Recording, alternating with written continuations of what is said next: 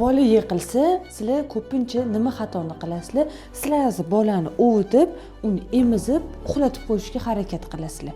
Bunaqa qilish mumkin emas. Yiqilgan bolani kamida 1-2 soat davomida uxlatmay turing. Nimaga? Chunki bolani kuzatib turish kerak bo'ladi.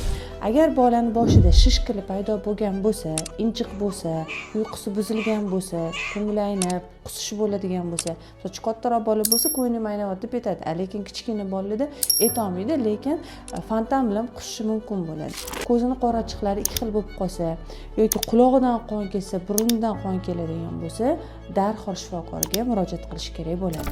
Liqildog'i ochiq bolalarda yiqilganda hech qanaqa sotraseniya belgilari ko'rinmasligi ham mumkin bo'ladi. O'shaning uchun 1 yoshgacha bo'lgan bolalarda, ya'ni liqildog'i ochiq bolalarda yiqilib tushsa, lekin bola hushini yo'qotmadi, o'zini yaxshi his qilayotgan bo'lsa ham shifokorga murojaat qilish kerak, chunki kasallik simptomlari yashirin o'tishi mumkin bo'ladi. Bu ma'lumotni albatta yaqinlaringizga yuborib qo'ying.